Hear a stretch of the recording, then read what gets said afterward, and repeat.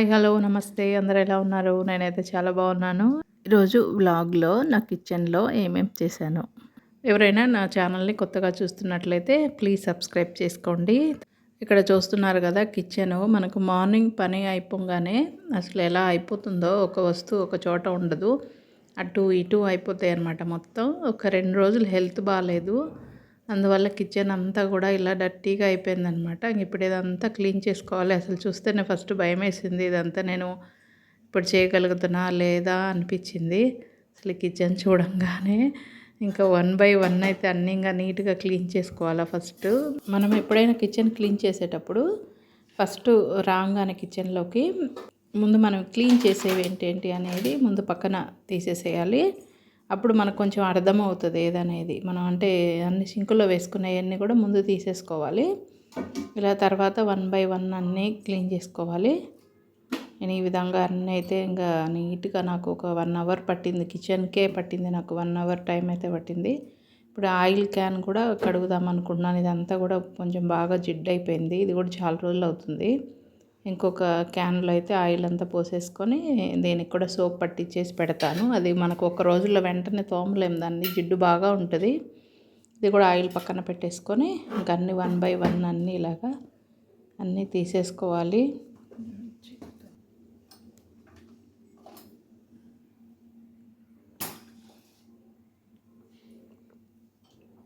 Kitchen clean చేయాలంటే నిజంగా పెద్ద టాస్కేనండి అది.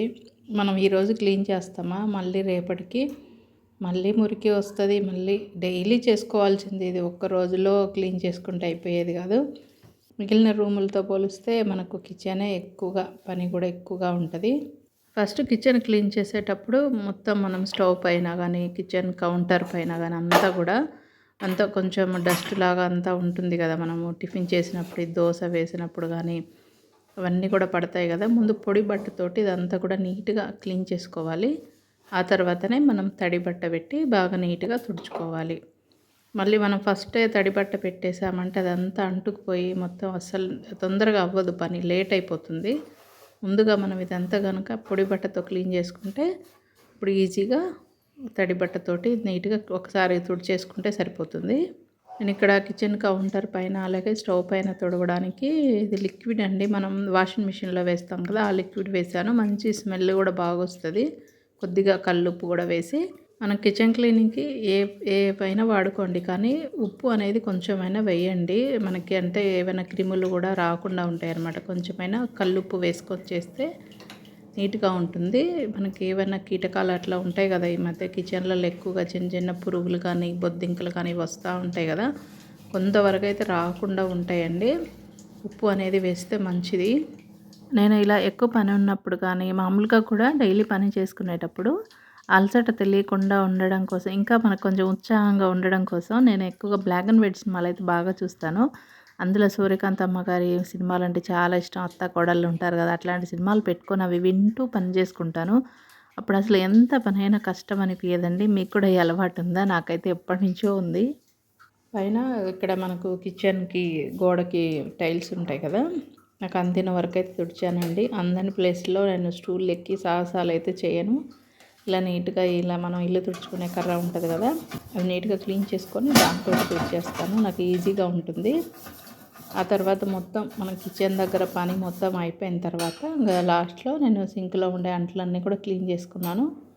ఈ విధంగా స్టాండ్ అంతా కూడా క్లీన్ చేసేసుకొని, నేను ఇంతకుముందు ఇట్లా ప్లేట్ అనేది పెట్టలేదన్నమాట. ఈసారి ఇలా పెడదాము, జిడ్డు రాకుండా ఉంటుంది, స్టాండ్ మీద పడకుండా ఉంటుంది ఆయిల్.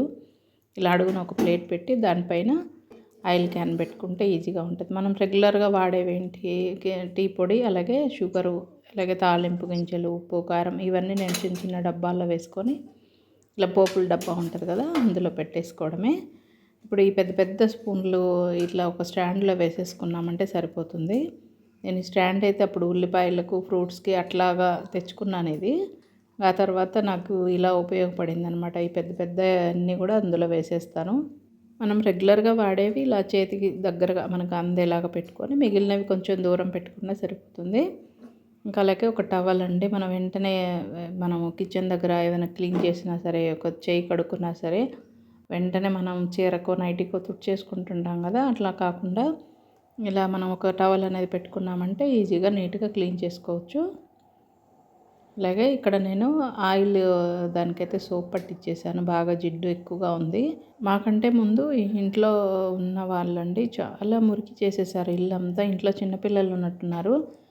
అసలు గోడలన్నీ కానీ అంత అంత మరకలు మరకలు గీతలు గీసి అంతా చాలా డర్టీగా ఉందన్నమాట. అప్పుడు మళ్ళీ మేము వచ్చే ముందుగా మళ్ళీ మనుషుల్ని పెట్టి అంతా క్లీన్ చేపిచ్చేసేసాం. అంతా క్లీన్ అయిపోయింది కానీ షింక్ మాత్రం అస్సలు క్లీన్ అవ్వలేదండి. అప్పుడైతే ఇంకా అసలు ఎన్ని లిక్విడ్లు వాడామో.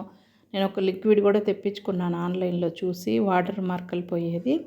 అయితే అది పోయిందనమాట, లైట్గా పోయింది. ఇంకా ఇప్పటికంటే ఘోరంగా ఉండేది అప్పుడు.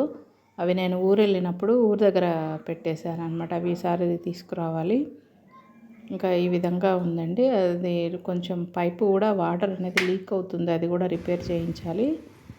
ఇప్పుడు నేను బాల్కనీలోకి వచ్చేసాను. కిచెన్లో పని మొత్తం కంప్లీట్ అయిపోయింది అనమాట. ఇంకా బట్టలు మొత్తం తీసేస్తున్నాను, ఆరిపోయినాయి. ఇట్లా కొంచెం ఎండ వస్తుంది ఇక్కడ.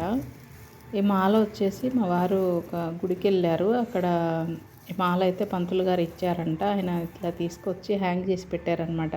ఇది బాగా ఎండితే మనము మట్టిలో వేసుకుంటే మొక్కలు వస్తాయి కదా అని చెప్పేసి అలా పెట్టారు. ఈసారి ఊరు వెళ్ళేటప్పుడు అది తీసుకెళ్ళాలి. ఇంకా తర్వాత ఎండుమిర్చి అండి. ఇప్పుడు అసలు మిరపకాయలకి ఏ పురుగులు రావు అంటారు కానీ ఇప్పుడు ఈ మొక్కు పురుగులు అని అంటారు కదా. ఇంతకుముందు వడ్లకు వచ్చేవి ఎక్కువగా. పల్లెటూరులో అయితే చూసుంటారు, వాళ్ళకి ఐడియా ఉంటుంది. వడ్ల గింజలకు వాటికి ఎక్కువగా వస్తాయి. ఇప్పుడు ఎండుమిర్చిలో కూడా వస్తున్నాయండి. అసలు కొద్ది రోజులు అయితే ఇంట్లో తిరుగుతూ ఉంటే ఎందుకు వస్తున్నాయో అర్థం కాలేదు. దేనికి పట్టినాయా ఇవి పురుగులు అనేవి. రెక్కల పురుగులు ఉంటాయి, ఇల్లంతా తిరుగుతూ ఉంటాయి, అవి తిరుగుతూ ఉంటాయి. ఆ తర్వాత చూస్తే ఒకరోజు ఎండుమిర్చి ఎండబెడదామని చూస్తే దాంట్లో ఉన్నాయి. అప్పుడు తెలిసింది ఇందులో ఉంటున్నాయని. కారంకి కూడా వాటికి భయం లేదనమాట. ఇవి కాకరకాయలు అండి. కాకరకాయలు పండినవి తెస్తే ఇవి కూడా నేను ఎండబెట్టాను. పండినవి ఉంటాయి కదా, అందులో నుంచి విత్తనాలు తీసి ఎండబెట్టాను. నేను ఇంకా వంటలు వచ్చేసి మునక్కాయ వేసి సాంబార్ లాగా పెట్టాను. అన్నీ ఎక్కువ కూరగాయలు వేయలేదండి, ఓన్లీ మునక్కాయలు ఉన్నాయి వేసి చేశాను. బాగుంది అసలు, ఎంత బాగా కుదిరిందో. నాకు కరివేపాకు చాలా ఇష్టం. కూరగాయలు ఎక్కువ వేస్తాను నేను, కూరల్లో కరివేపాకు ఎక్కువ వేస్తాను. ఆ రోజు లేతగా బాగున్నది. సాంబార్లో వేసాను. ముందుగానే నేను అందులో ఉప్పు అలాగే కొంచెం పసుపు వేసి టమాటాలు ఇవన్నీ వేసి కొంచెం మగ్గబెట్టాను మునక్కాయలు. ఆ తర్వాత చింతపండు పులుసు అయితే పోసాను. చింతపండు అయితే 2-3 సార్లు బాగా పిసికేసి అందులో ఉండే పులుపు అంతా తీసేస్తాం కదా. నేను ఫస్ట్ సారి అయితే కొంచెం డైరెక్ట్ నేను పోపులో వేసేసాను కొంచెం. ఇంకా మిగిలిందైతే ఈ పప్పు మెదుపుకొని ఇందులోకి వేసేస్తున్నాను. పప్పుచారు అంటారో మునక్కాయ చారు అంటారో చాలా బాగా కుదిరిందండి, చాలా బాగా వచ్చింది. మనం ఎప్పుడైనా సరే బాగా ప్రిపేర్ అయ్యి ఈరోజు బాగా చేద్దాం వంట అనుకున్న రోజు చెడిపోద్ది. అసలు హడావుడిగా చేసిన రోజు మాత్రం భలే కుదిరిద్దండి, భలే టేస్ట్ ఉంటుంది. ఆ రోజు కూడా నేను స్పీడ్గా చేశాను, అయినా అసలు ఎంత బాగా వచ్చింది. ఎప్పుడు అంతే జరుగుతుంది నాకు. నిదానంగా ప్రిపేర్ అయ్యి చేసిన రోజు అస్సలు ఎందుకో ఎప్పుడన్నా కుదురుతాయి, ఇంకోసారి ఎందుకో కుదరవు. మనం ఎంత హడావుడిగా టెన్షన్గా టైం అయిపోతుంది, భోజనానికి వస్తున్నారని మనం స్పీడ్గా చేస్తాం కదా, ఆ రోజు భలే కుదురుతాయి. నేను ముందుగా కొంచెం ఉప్పు వేసాను కదా, ఇప్పుడు కూడా కొంచెం ఉప్పు కొంచెం కారం. మేము ఉప్పు చాలా తక్కువగా తీసుకుంటాము.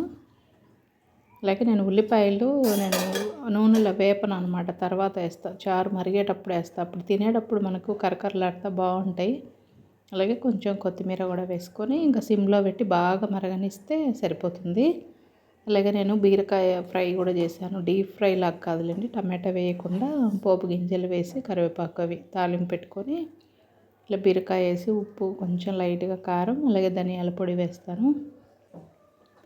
చారు అయితే మరుగుతున్న కొద్దీ స్మెల్ భలే వస్తుంది. ఇందులోకి నేను లాస్ట్లో జీలకర్ర కొంచెం నలిపి వేస్తాను. ముందుగానే కాస్త ధనియాలు కూడా వేస్తాను తాలింపులో. నేను ఇంక ఇందులోకి సాంబార్ పొడులు కానీ ఏమి వేయనండి, లాస్ట్లో అయితే ఇలా జీలకర్ర వేస్తాను. టేస్ట్ మాత్రం ఇంకా చాలా చాలా బాగుంది, అంత మంచి స్మెల్ వస్తుంది. ఇంకా సాంబార్ అయితే రెడీ అయిపోయినాయండి. ఇంకా లాస్ట్లో నేను ఒక చిన్న ఆమ్లెట్ అయితే వేస్తున్నాను మా వారి కోసం. అయితే ఆయనకు వేరే ఇంకా అంటే ఇష్టం ఉండదు అనమాట, ఉప్పు కారం అట్లాగా వేయటం, ఇట్లా ప్లెయిన్గా ఇష్టం. అందుకని ఒక ఆమ్లెట్ అయితే ఇలా వేస్తున్నాను. ఈ వీడియో మీకు ఎలా అనిపించింది, నచ్చిందా? ఈ వీడియో నచ్చితే ఒక లైక్ చేయండి. నేను మూవీస్ గురించి కూడా చెప్తా ఉంటాను, ఆ వీడియోస్ కూడా తప్పకుండా చూడండి. Please subscribe.